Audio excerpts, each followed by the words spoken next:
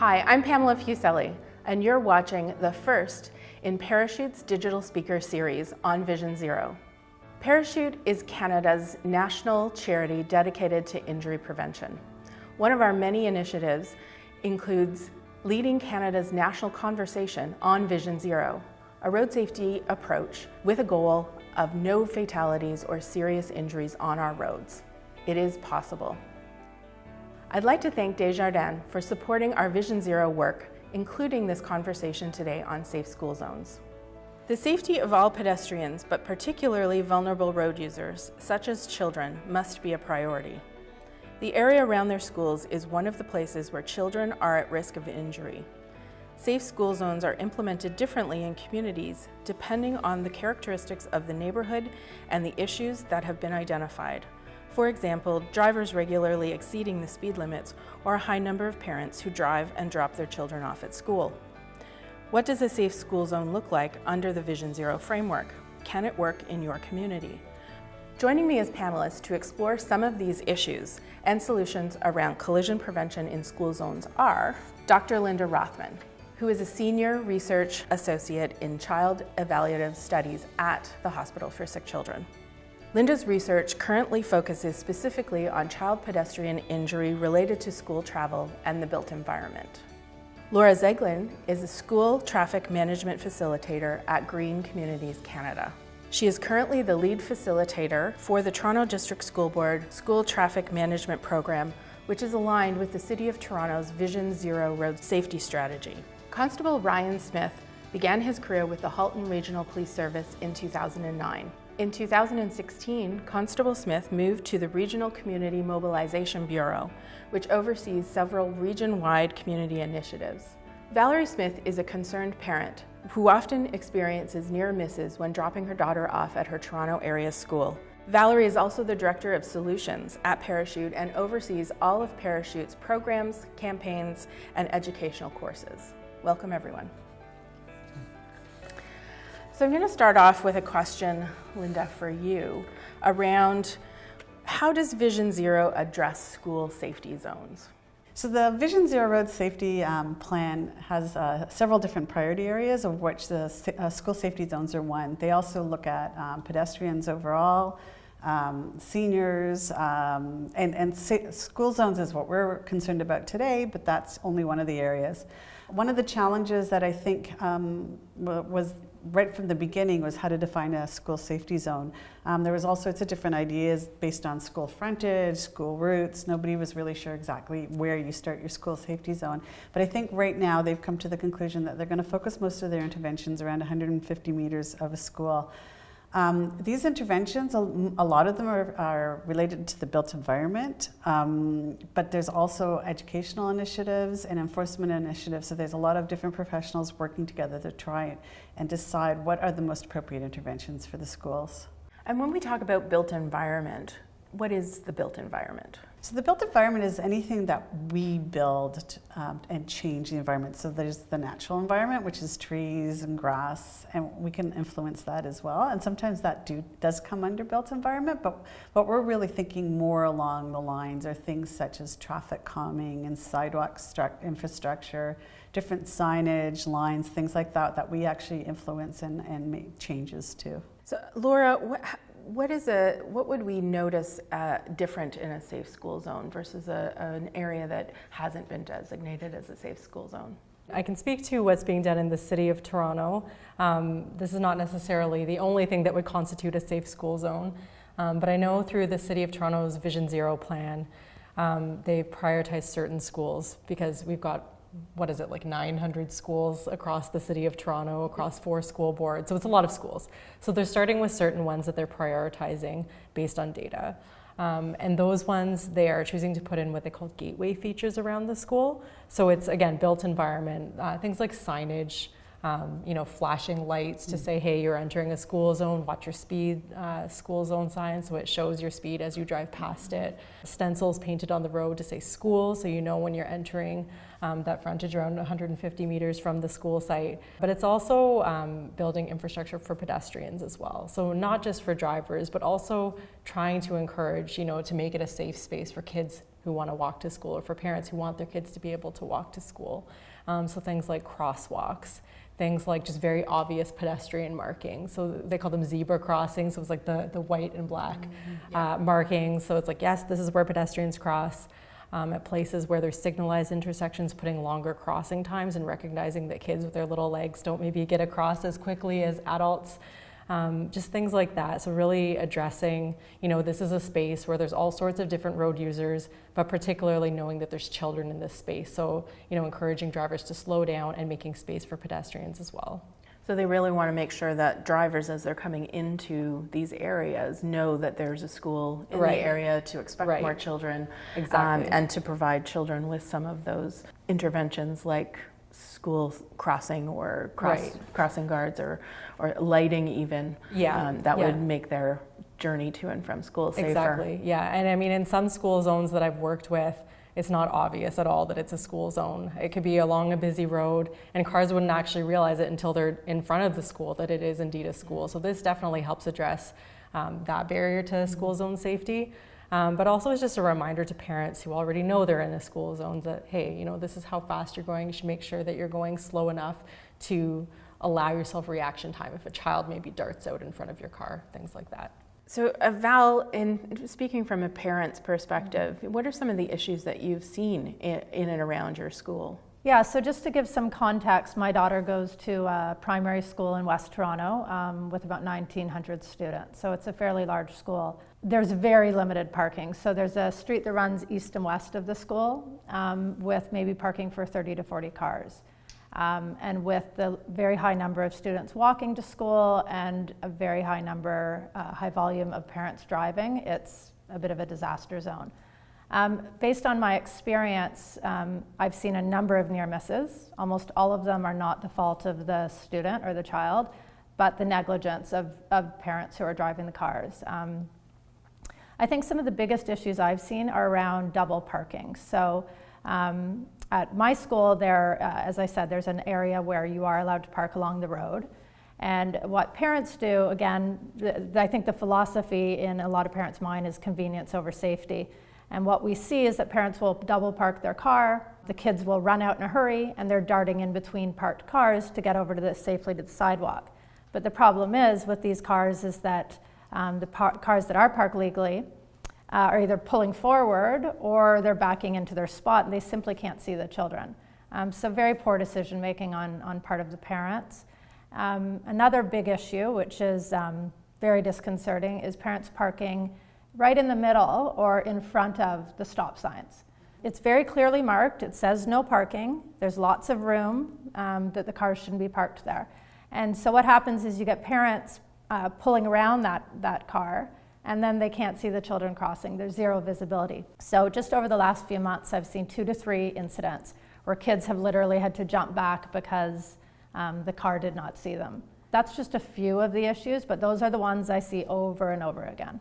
Yeah, and just to jump in on that point, a lot of what the City of Toronto is doing in terms of its Vision Zero school safety zones, it doesn't really necessarily address parking. It's mostly addressing speed and safe crossings. But part of the problem is that a lot of these schools, particularly older schools, they weren't designed with high traffic volumes in mind. They were designed with, they were neighborhood schools that students were going to be able to walk to school. So they simply can't handle the capacity now of cars coming onto them. So I think an important piece, and it links back to what you were saying, Linda, about education, is educating around the importance and the benefits of active school travel as a viable option, that we don't need to drive our kids to school. There are going to be instances when maybe that's our only option that day, but really trying to be strategic about how we can find workarounds so we're not all jamming into these small spaces that are not designed to accommodate so many cars. And when we looked, we went into pretty well all the elementary schools across Toronto over a couple of years to do some observations with university students. We looked at all the different driver behaviors, and the one that we saw the most frequently was actually the parents dropping the kids off on the opposite side of the road to the school, and it happened at like 98% of the schools, and kids running across mid-block. So it wasn't even the double parking so much; it was them dropping them on the opposite side. There's also dangerous U-turns, double parking. We saw people stopping where they weren't supposed to and blocking everybody's vision. And it's not even a traffic speed issue. Nobody's going very fast in front of a school. And you know, the whole Vision Zero thing to slow down traffic makes sense a block or two away from the school, not necessarily right in front of schools where the cars are going very slowly because there's so much congestion. So again, you know what Laura's saying, what we want to do to decrease these behaviors is get people out of cars. I mean, that's the bottom line. You get the decreased traffic congestion, you get people out of the cars, it's a much friendlier environment for walking. So Constable Smith, you've probably seen some of the things that we were hearing about. What's your role as an enforcement agent in the safe school zone? So I'll touch a little bit on some of the offenses that we kind of target in the school zones. We identify that the moving offenses typically cause the most risk to public safety, whether it be children, the risk of children getting hit. So those moving offenses would be speeding, stop sign enforcement. Also, distracted driving is a huge trend now, unfortunately, with the use of cell phones and other communication devices. So when we actually go into the school zones, we target those offenses because we find that causes the most risk to public safety. From an enforcement standpoint in school zones, we're fortunate as a police service, as an organization, that we put a lot of time and resources into combating these traffic offenses and these infractions by members of the public in school zones. For example, what we do every year is an annual initiative called Project Safe Start, and we do that the week leading up to the start of school and then the first week of the school. And we, officers region-wide, from the top down, from the chief right down to officers in every specialized unit, are actually out on the street addressing these moving offenses, stop sign, distracted driving, and speeding. So the first week's kind of an education piece where we're out there stopping cars, letting them know that we're going to be there, educating drivers about the importance of being safe in school zones so we can protect the kids and the members of the public. And then the second week's more of an enforcement phase where we're actually issuing provincial offense notices for those infractions. And we find that we get the most benefit out of the awareness portion. Education, I think, I'm not sure one of you said, is education is the biggest thing for us as a police service, because we can go out and we can enforce and we can lay tickets and provincial offense notices on these drivers, but ultimately we need to provide them with the knowledge so we can prevent that behavior and prevent a child from being injured. So for example, throughout those 2 weeks last year in 2017 at the beginning of school, our service would have done 2,500 hours of high visibility enforcement in those areas. We also, aside from educating the actual drivers, which is important, we're actually educating the children. And we do that by bringing them here to our safety village and putting them through some education in regards to just pedestrian safety, utilizing crosswalks as opposed to maybe running out in the middle of the street, being aware of bicycle safety, where to operate your bike and what equipment to do safely. And throughout a year, we'll have up to 10,000 students come through our safety village, and we can provide them education as well. So we're not only educating the actual drivers who are out there operating the vehicles, but we're also educating the children so they're more aware as well. And that kind of fits into our service preventative piece when it comes to school zone safety. So when you do the driver stops and you talk to them about what their infraction is and the education, what do they say to you? It's usually well received in a school zone because typically members of the public understand the importance of being safe in a school zone, whether it be speeding. Sometimes if you would pull that driver over and you let them know maybe you were going 20 over the speed limit, they understand immediately within a school zone the negative effects that can have on public safety, but specifically children. So most individuals are receptive, especially during the first week as we're educating parents and educating family members who are maybe driving these students to school. It's usually well received, especially because it's been identified in our community as one of our biggest concerns. So everybody kind of takes ownership and a role in that. So, have you seen any improvements over the years? I think as this program continues to operate, what we do is kind of put out a media blast that Project Safe Start's starting, and we let members of the public know, and that kind of wakes everybody up at the beginning of the school year and know that, okay, listen, school is back. You can kind of get lost in the summer in the summer that there's no kids around and you can go through those school zones. You don't have to be as alert. But we are seeing an improvement overall in the amount of collisions and the infractions in the school zones. But again, it's a work in progress. Although we did 2,500 hours of enforcement and high visibility, we also laid close to 2,500 tickets over those 2 weeks. So it's a work in progress. It's something we're working towards. We'd love in a perfect world to be able to go out and be visible and not have to enforce these things and just be present and just as a reminder. But unfortunately, it's something that we're constantly working towards. So Laura, we talked a bit about education, as in informing the drivers and teaching school children and that.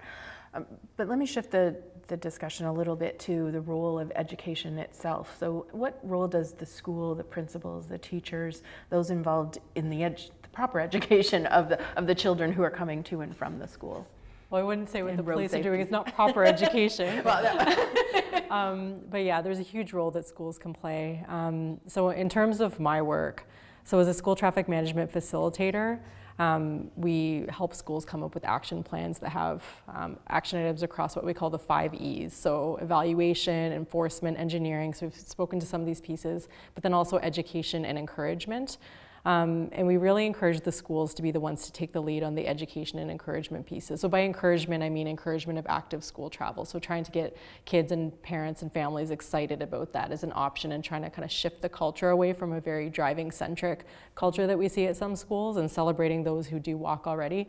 But the education piece, it's kind of twofold, I guess. So, I mean, teachers can address it in the classroom. There's more and more is coming out in terms of curriculum that's available, where they can actually link it in with what they're teaching in the curriculum and have information about not just road safety, but about, you know, the environmental impacts of different modes of travel, how different modes of travel impact, you know, links to the social sciences, to phys ed and health, all sorts of things.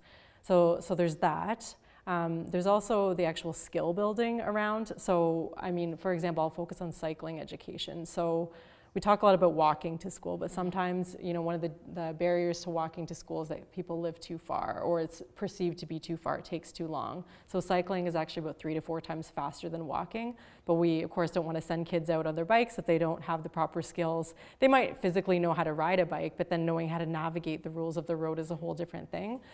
So I think education, I would love to see it as a standard part of the phys ed curriculum where kids learn how to ride a bike and they learn the rules of the road, because I think that's an important life skill. So that's one piece for education. Just outreach to parents home, not just about, you know, the benefits of active school travel, but also about the importance of it towards safety of the school zone itself. And yeah, just really trying to get the message out to the school community in terms of, you know, hey, we are a school that supports active school travel. These are the things that we're doing, and this is how you could be part of it as well. I think it's really important to engage the students as well as the parents in that education. So Val, talking about concerned parents and even administrators, you know, what are some of the first steps? Have you seen in your daughter's school area any steps being taken to try to address some of the issues that you raised? Yeah, our school has been pretty proactive in terms of what they've done. I had a discussion with the principal just last week. So with we do have a very engaged parent group called the Safe School Committee, and these parents are amazing. There's a strong leader at the front of that group. They've recently engaged the local counselor, and over in the last 6 months, the speed reduction has gone from 40 to 30. And Linda, you mentioned there's not a lot of schools that have fast-moving roads around them. My daughter's school is bordered by one very busy road, so the speed reduction has significantly helped. With that, they have the big warning sign that lets parents know, lets drivers know how fast they're going into the school zone. The school's also had 4 crossing guards placed in 4 key areas, and while I understand that the jury is still out around evidence of the effectiveness of crossing guards, based on my experience both as someone who did walk their child to school and now has to drive their child to school, I think the crossing guards are doing amazing work, and everything I have seen is positive in terms of their impact on both drivers and children. So yeah, so we're doing some good stuff. There's definitely more to be done, but I think we're taking the measures we can. As I said, physically the space is limited in terms of making room for more drivers. And while I understand that we want to reduce the number of drivers driving their children to school, we are in a society as well where people are favoring convenience. And so while we're still in that space, how do we address those drivers that are going to continue to drive their children to school, despite maybe being able to walk 25 minutes instead, then go home, get their car and go to work? I'm going to ask you a similar question to what I asked Constable Smith. When you talk to the parents, on that committee and involved, what do they say when you bring up the fact that some of them are the ones that are actually dropping their kids off and having them cross the road or blocking the street sign? I mean, do they know that what they're doing isn't safe, but they put convenience over safety? That's some of a the hard conversations? question to ask. I work in the field of injury prevention, so I'm very aware of my driving behavior in a school zone. I would like to think a lot of the parents aren't actually aware or aren't catching themselves, but the awareness at my daughter's school has grown so much that I feel that parents do recognize how they're behaving. And while some parents are changing their behavior, I also believe some parents, again, are looking to what's the fastest way I'm going to get my kid dropped off and get on their way to work. I've actually knocked on the windows of cars to ask people to move, and in some cases I've been completely ignored and dismissed. So again, every parent is different, every school is different. Our school, in terms of education, has been very proactive at trying to raise awareness amongst parents. So while we do our work with our students, in our school newsletter, at least monthly, we see notes out to the parents reminding them of proper driving behaviors. And I like that it's aimed at parents because, as I said, I think parents are the ones causing many of the challenges that we see around our school zones. So Linda, let me talk a little bit about some of the work that you've done, some of the research you've done. I know that involved the sort of kiss and ride, the drop-off issues. What are you seeing in terms of effective interventions? I mean, do the speed signs that flash how fast you're going, are they effective? Are there other recommendations that are coming out of your research, or is it a bit too early to tell at this point? We are planning to be doing more evaluations of very specific things like the sign flashing. We've done, not specific to school zones, but we looked at effectiveness of traffic calming, speed humps, and it's got a huge effect on reducing collisions across the board, all ages, kids, adults. So anything to do with traffic calming, as far as I'm concerned, is a great thing. The designated drop-off areas do tend to help reduce some of the bad driving behaviors around school. I'm not I'm a proponent of designated drop-off areas because they're good for the people who have to drive, but I'd much rather see no designated drop-off and nobody driving their kids to school. There's alternative solutions. I mean, we talk about the possibility of bringing your child to school 3 blocks away and walking a couple blocks, and in that way it decreases the collision, the area, the congestion around the area. There are different municipalities that actually have drop-off areas like a few blocks away from the schools. So that's one possibility schools can look at.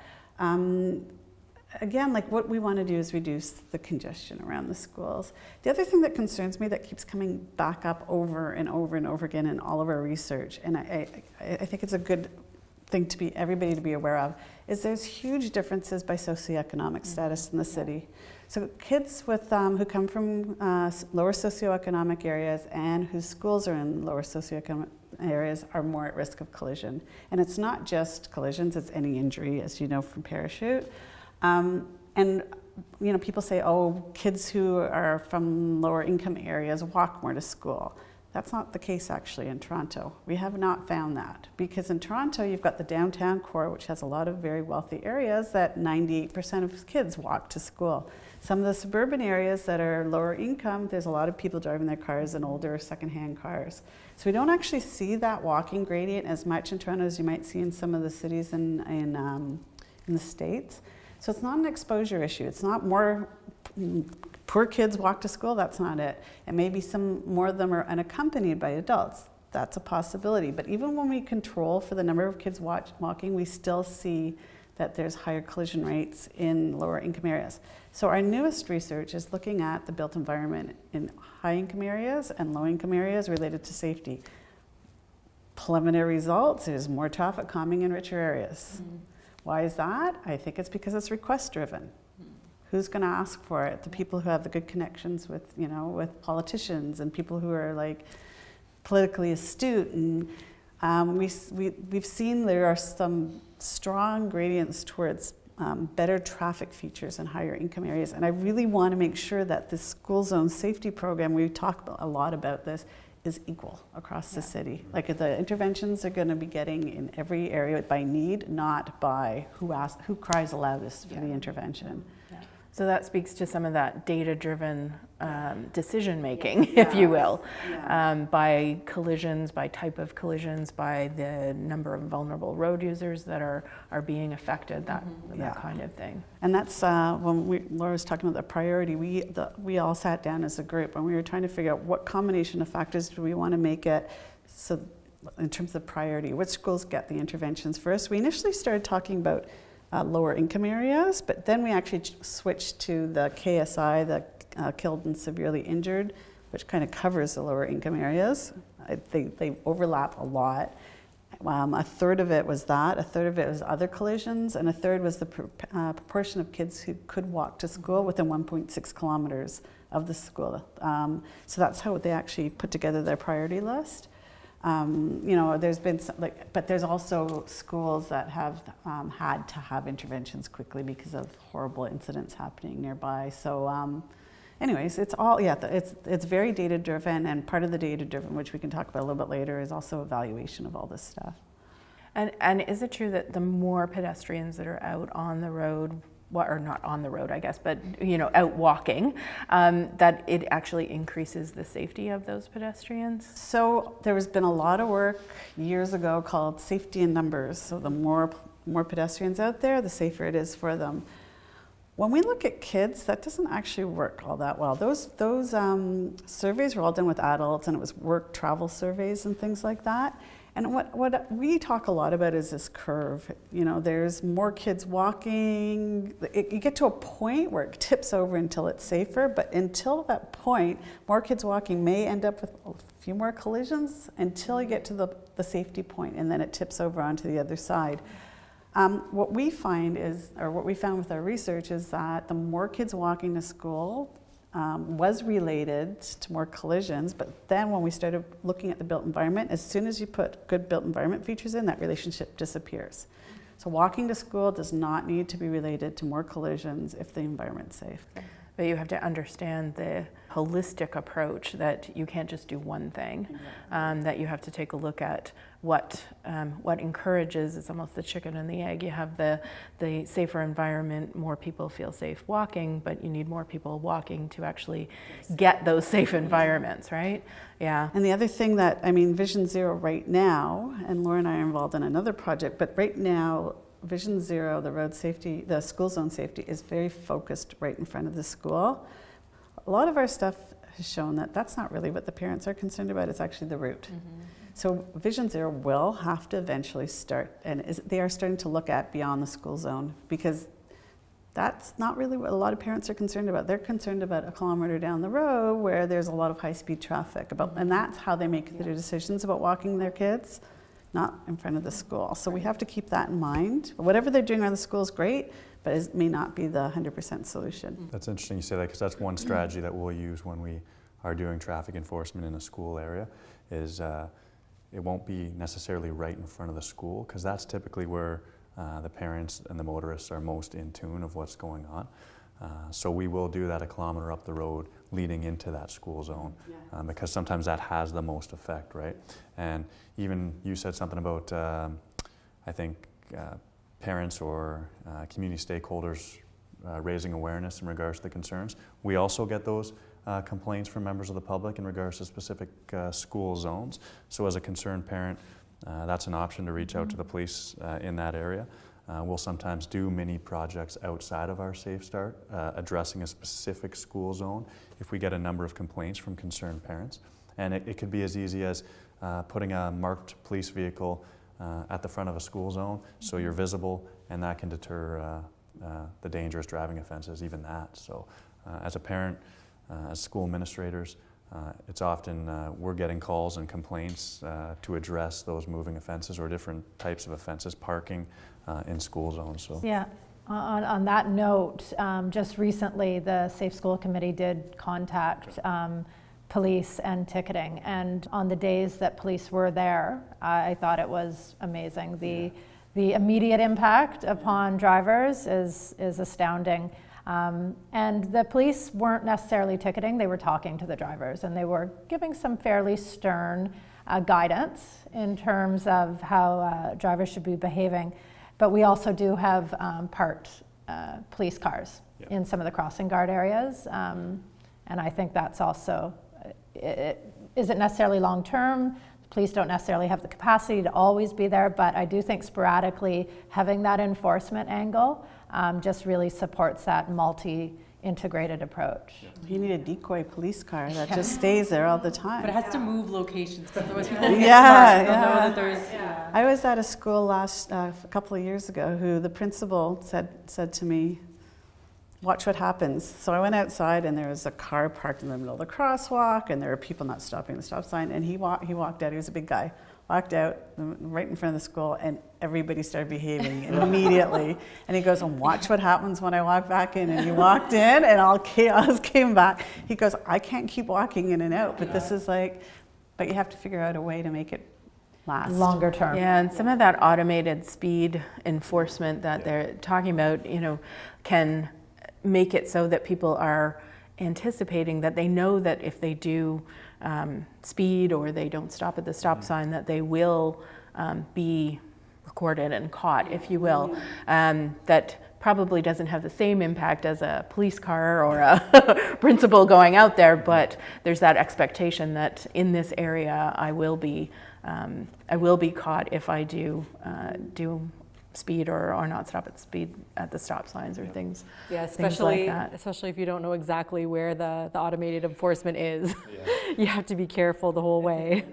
Or if it is even running. So But we also found that schools where there were school crossing guards, people weren't texting and driving as much. So all it needed was one adult there with some type of uniform on, and the phones went down. So they weren't doing anything about it. It was just the person that was watching.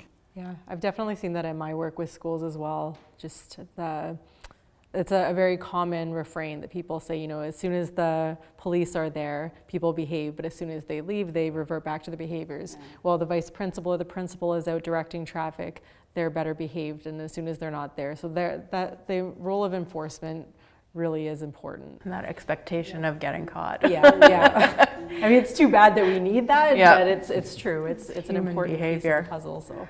So Laura, I really like, when we looked at Vision Zero, and some of the components that the framework brings into play, we were also looking at some of the other sectors, if you will, like the environment, like the physical activity groups that were calling for very similar things like increased bike lanes or access to cycling and walking and increasing pedestrians. And that shared agenda, if you will, wanting maybe for different reasons and maybe different goals, although some of them are also shared, but driving and joining forces for this kind of initiative, I think, is really important. How do you see the Safe School or the Safe Routes to School supporting or integrating with the road safety agenda? Oh, they fit so nicely together. So one thing I'll say, so before Vision Zero officially launched in Toronto, I was working as a school travel planner in Toronto.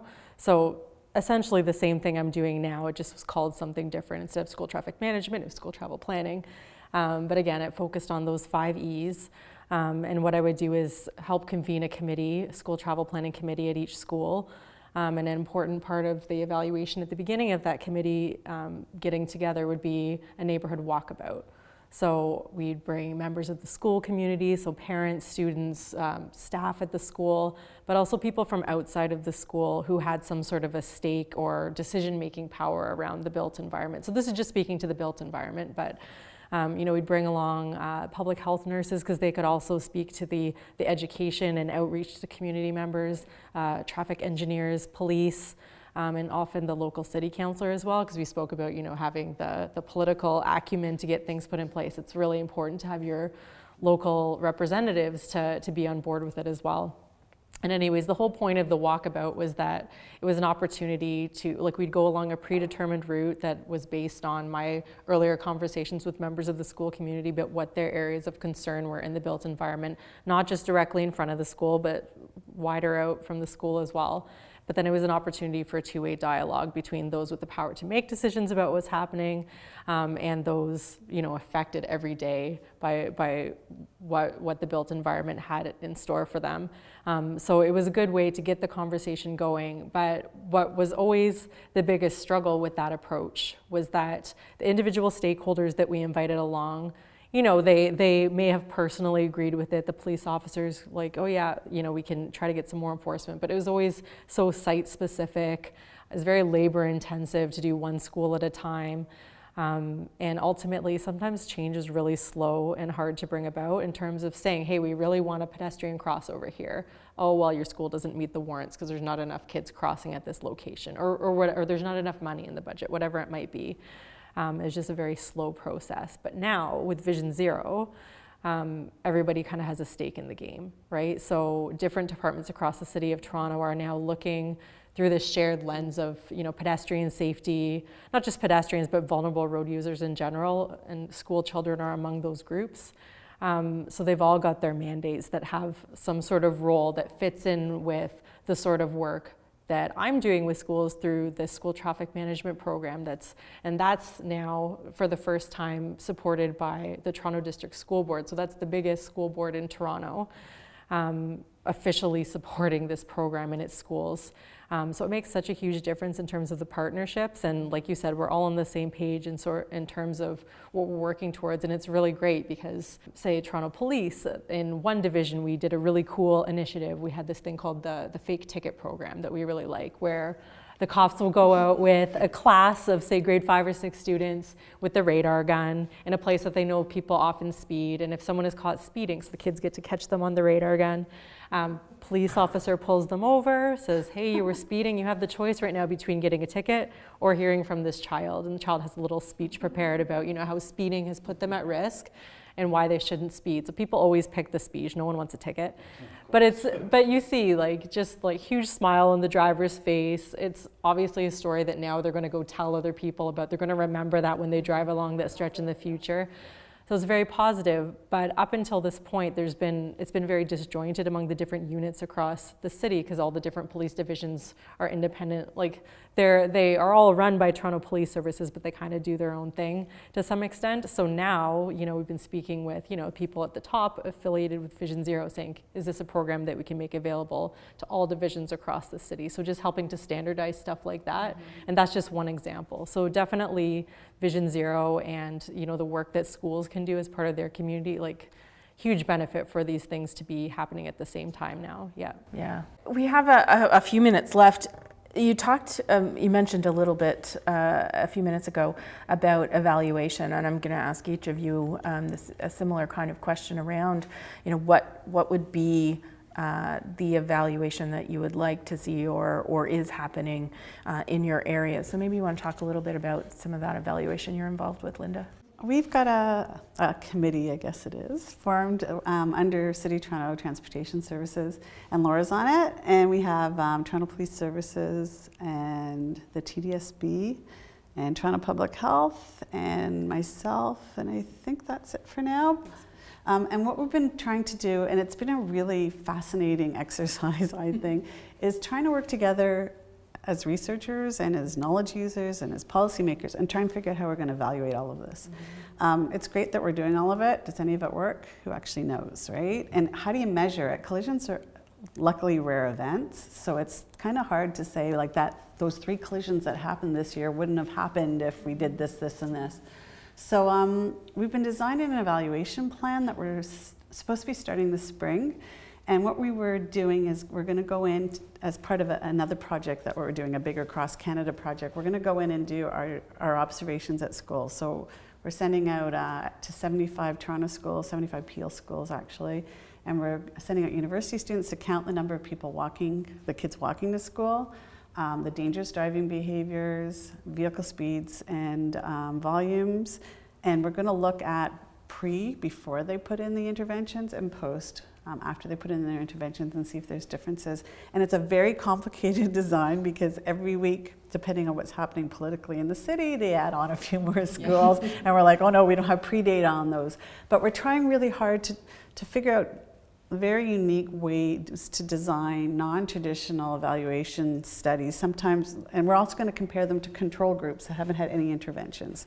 So if we don't have before data on some of them, we may just be able to compare them to other schools that are similar. So we're going to be doing that over the next 2 years with all these schools that they're putting the interventions in. And again, we're going to be looking at proportions of kids walking, driver behaviors, vehicle speeds, vehicle volumes, and those are the outcomes that we're going to be looking at. And we've all been working really hard on trying to figure out how to do this.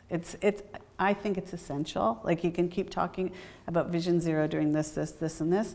Maybe we're not decreasing collisions, but we've increased walking 100%. That's a decrease in collisions per person walking. So you need to know what you're measuring. And that's where I think, like, the academics, like we have academics working from, well, Sick Kids and York University, University of Toronto, Mississauga, all together with the city and with all the other knowledge users to develop these programs, evaluation programs. Super. Yeah. So stay tuned, 2 years. Yeah.